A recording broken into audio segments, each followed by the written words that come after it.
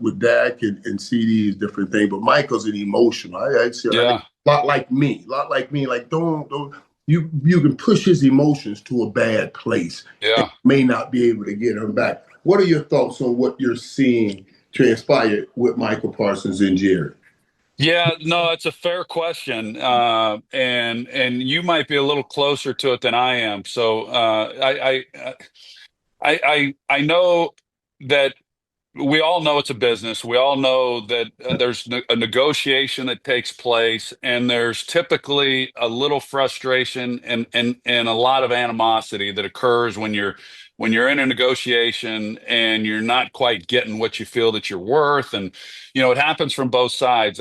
My hope usually then once you sign, then I think a lot of those bad feelings go away and you realize, that was just all part of the process in getting to this point. My hope is that they haven't gotten to a point that's irreparable. That I can't imagine Micah not being with the Cowboys. I mean, you just don't let those type players leave your building. But I don't know. I heard Adam Schefter with ESPN the other day say that he doesn't think this is going to end well. It's the first time I've heard someone say that, and he's got great insight. So I don't know what exactly is being said. But I said this during our broadcast the other night. I don't think the Cowboys can win without Micah Parsons. I think they're going to be better than a lot of people think going into this season.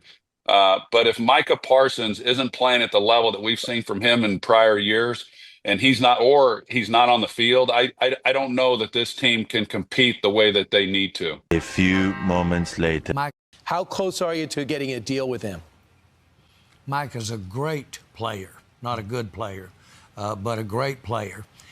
He knows more than anyone that it's a team thing. And so I know everybody's tired of hearing this, but you've got to put this puzzle together so that you can have some other people out there playing with Michael. That's the art of the deal, and that's why we're trying to get done. And we're trying to make this thing work. But we have all the appreciation in the world for what he can mean to the years ahead. We're proud to have him. Yeah, here we go. We're back on the rodeo. Back on the Jerry Jones rodeo. And it's just like, man, the circle and the cycle just continues and continues. And until we can kind of get away from this, we're not going to win anything. Good things are not going to happen to the Cowboys.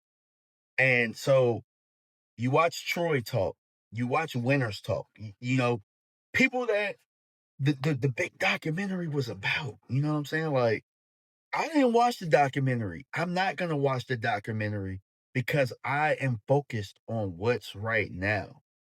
I lived that as a kid and I loved it. And I loved the winning culture. I loved everything about what the Cowboys were then. And it's like we keep looking back for those answers. Like, I don't need to know the origin of what it is again. I already know what the origin is. Let's talk about what the origin is right now. You know what I'm saying? Like, and what it is your best player. You're dealing with the contract issue. Like, and the biggest thing for me is the manipulation and trying to get this fan base to believe that Micah is being selfish right now. And the thing about it is, market is market, guys. If that's being selfish, then tell Jerry Jones to stop making deals for the Cowboys. Stop going out and getting sponsorship deals and stop making deals with Netflix and all those type of things.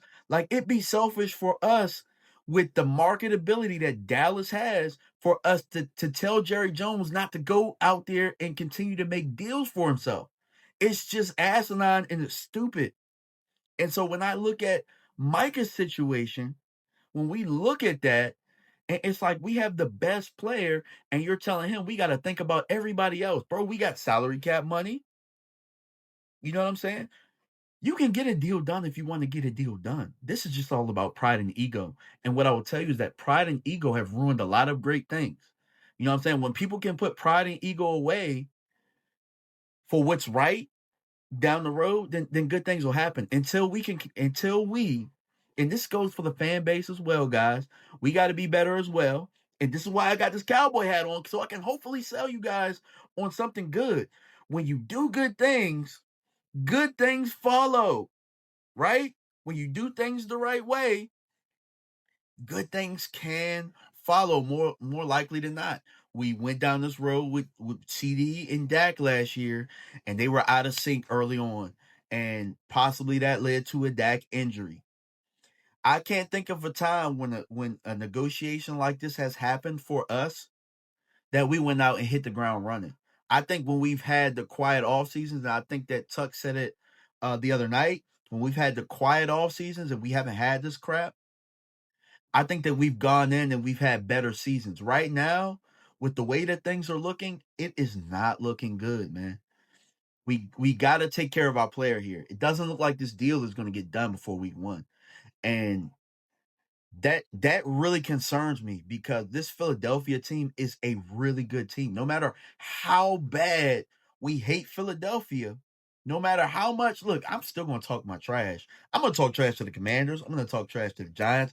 I'm going to talk trash to the Eagles. But no matter how much trash I talk, right now it looks like they're going to whoop our ass unless we figure it out with Micah.